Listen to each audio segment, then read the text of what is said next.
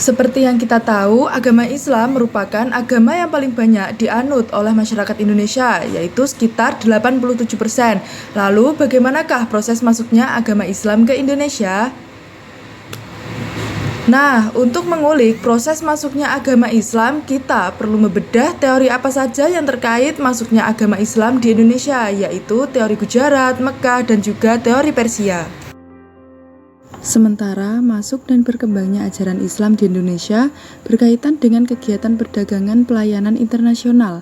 Selat Malaka sebagai salah satu pusat perdagangan dunia menjadi persinggahan para pedagang Arab, Gujarat, Persia yang kemudian secara langsung juga menyebarkan ajaran Islam di Indonesia. Dari yang kita ketahui bahwa Indonesia memiliki tempat yang strategis yang kerap dilalui oleh para pedagang, seperti yang berasal dari Timur Tengah, India, Malaka, dan juga Cina. Sebagian besar dari mereka yaitu memeluk agama Islam. Pedagang Islam inilah yang berperan penting dalam proses masuknya agama dan kebudayaan Islam di Indonesia. Meskipun banyaknya perdebatan mengenai kedatangan Islam di Indonesia itu mencakup 3 hal masalah pokok. Yang pertama yaitu dari mana asalnya kedatangan Islam pertama kali, lalu siapa yang pertama kali menyebarkan agama Islam, juga kapan agama Islam masuk ke Nusantara.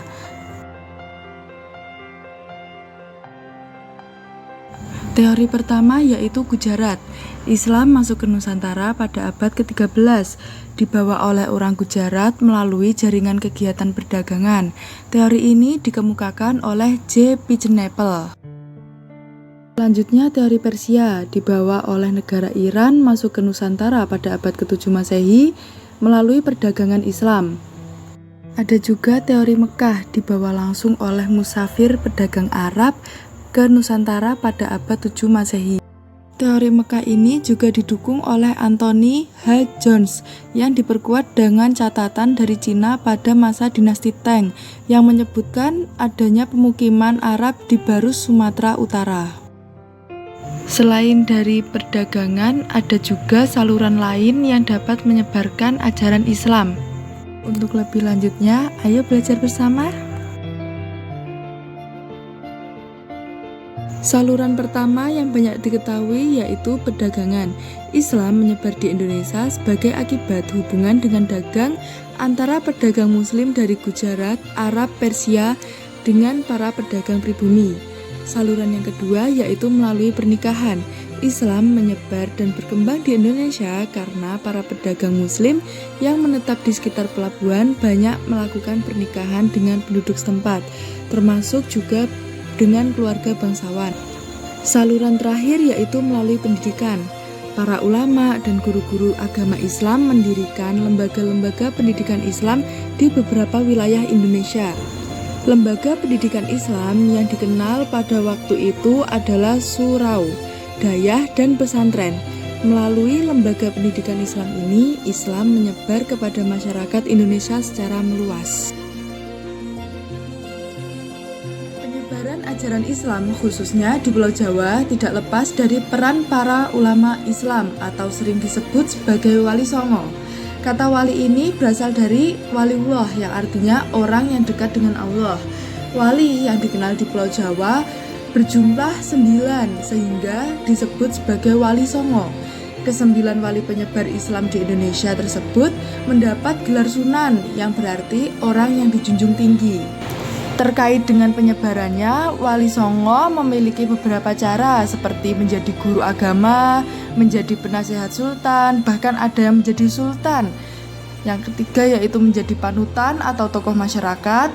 Selanjutnya memberi doa restu atau pimpinan upacara ibadah, juga sebagai pengembang kebudayaan setempat yang disesuaikan dengan ajaran Islam.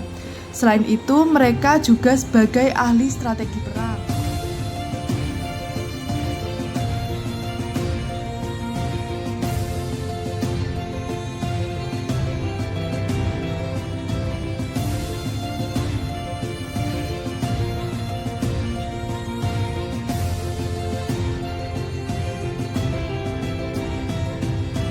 Julukan untuk wali songo lainnya yaitu Sana yang berarti mulia.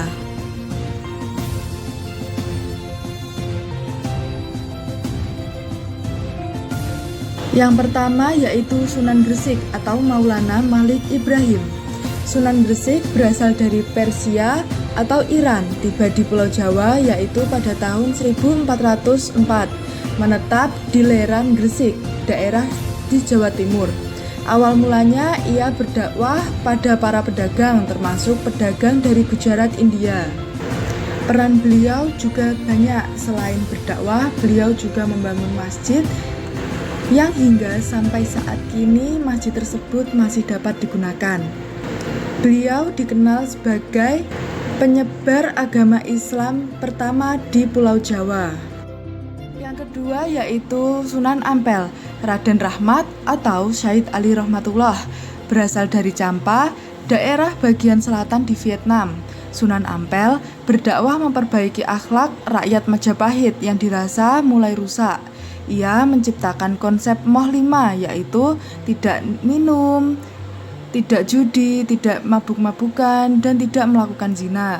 Beliau mendirikan pesantren di Ampel Denta, Surabaya, dan menjadi penasehat di Kesultanan Demak. Beliau wafat pada tahun 1466 Masehi di Demak, dan ia pun dimakamkan di dekat Masjid Ampel, Surabaya. Selanjutnya Sunan Bonang, Raden Mahmud Ibrahim. Beliau merupakan putra dari Sunan Ampel, dikenal dengan Sunan Bonang karena dalam berdakwah menggunakan media gamelan dalam bahasa Jawa yang berartikan bonang, mendirikan pesantren di Tuban, Jawa Timur. Semasa hidupnya, Sunan Bonang kerap berdakwah melalui media kesenian. Upaya ini agar bisa menarik masyarakat Jawa untuk memeluk agama Islam. Karya beliau juga banyak dikenal oleh masyarakat hingga sampai saat kini, seperti lagu Wilji yang kemudian dikembangkan menjadi Tombok Ati oleh Opik. Lagu tersebut adalah hasil karya dari Sunan Bonang. Sunan Derajat atau Raden Syarifuddin merupakan putra Sunan Ampel yang dikenal dengan nama Sunan Derajat karena berdakwah di daerah Derajat, Paciran, Lamongan, Jawa Timur. Beliau mendirikan pesantren juga. Beliau juga berhasil mengubah syair-syair pengungkur atau tembang Jawa dengan nilai-nilai ajaran Islam menggunakan gamelan. Sunan Kudus atau Jafar Shadiq. Sunan Kudus belajar ajaran Islam ke Arab. Ia berdakwah dan mendirikan pesantren di Kudus. Sunan Kudus berusaha mengikis pengaruh Hindu di wilayah dakwahnya, sehingga tempatnya diberi nama Kudus. Dari bahasa Arab, Kudus berartikan suci. Selanjutnya yaitu Sunan Giri atau Raden Paku. Sunan Giri merupakan putra Maulana Isya dan murid Sunan Ampel. Beliau mendirikan pesantren di daerah Sidomukti, Gresik, dan menciptakan lagu-lagu permainan bernafaskan Islam seperti Ilir-ilir, Cublak-cublak suweng, dan juga jamuran. Sunan Kalijogo, Raden Mas Said. Sunan Kalijogo merupakan salah satu murid Sunan Bonang. Beliau berdakwah dengan menggunakan media wayang kulit. Beliau ini dikenal menggunakan media kesenian yang sangat kental. Selanjutnya yaitu Sunan Muria atau Raden Prawata. Sunan Muria merupakan putra dari Sunan Kalijaga. Ia bersama Sunan Kudus mendirikan padepokan di lereng Gunung Muria, dan dalam dakwahnya banyak menggunakan gamelan dan membuat syair lagu seperti Kinanti dan Sinom. Sunan terakhir yaitu Sunan Gunung Jati, Syekh Syarif Hidayatullah. Sunan Gunung Jati belajar ajaran Islam ke Arab, kemudian menjadikan kota Cirebon sebagai pusat dakwahnya. Sunan Gunung Jati adalah cucu Raja Pajajaran, yaitu Prabu Siliwangi. Menurut sejarah, Sunan Gunung Jati dihormati oleh Kerajaan Demak dan Pajang. Beliau memiliki jasa yang amat besar dalam menebarkan Islam di Jawa Barat.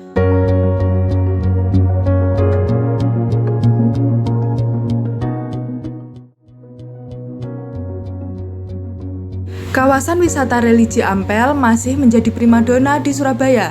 Tingkat kunjungan ke makam Sunan Ampel melonjak pada tahun 2019. Selain wisatawan domestik, banyak juga turis asing yang datang mungkin untuk sekedar meneliti atau hanya berbelanja. Berdasarkan catatan Dinas Kebudayaan dan Pariwisata, Setidaknya ada 1.900.000 orang yang berkunjung ke Ampel selama Januari hingga Desember 2019. Angka tersebut terus naik sampai 786 orang daripada tahun sebelumnya. Pada 2018, jumlah peziarah hanya berjumlah 1.182 orang.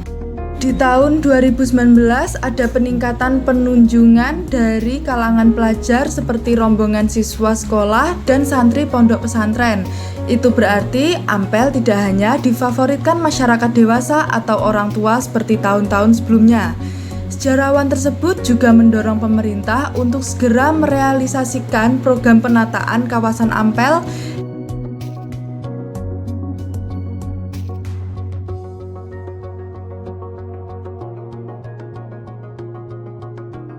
Masjid Cengho merupakan masjid yang memiliki keunikan bangunan, yaitu menyerupai kelenteng.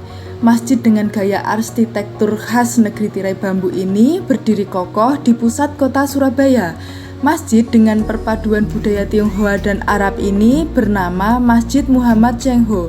Dijulukinya Cengho dikarenakan masyarakat Muslim Tionghoa terinspirasi dari sosok Laksamana Cengho yang taat dan saleh dari Cina. Dengan ketaatan dan kesalehan beliau, namanya kita gunakan untuk masjid ini.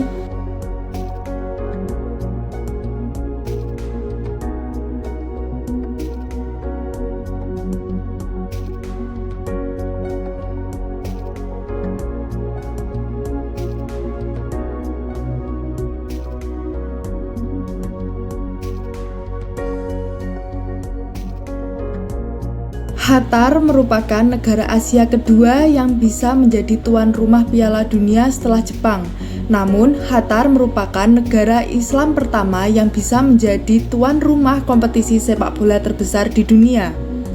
Piala Dunia 2022 menjadi istimewa khususnya bagi masyarakat muslim dunia karena yang bertindak sebagai tuan rumah adalah Qatar. Qatar menjadi negara muslim pertama yang menjadi tuan rumah Piala Dunia sejak event ini diadakan pada 1930. Sebelumnya, tuan rumah event sepak bola dunia 4 tahunan ini hanya berkisar antara benua Eropa, Amerika, Rusia, dan Asia Timur, terkhusus Jepang dan Korea. Warga muslim Qatar yang bangga telah memanfaatkan Piala Dunia untuk menjangkau ratusan ribu pengunjung untuk mengubah revisi tentang Islam atau bahkan mengubah kepercayaan mereka. Piala Dunia 2022 Qatar akan jadi Piala Dunia pertama yang menerapkan syariat Islam.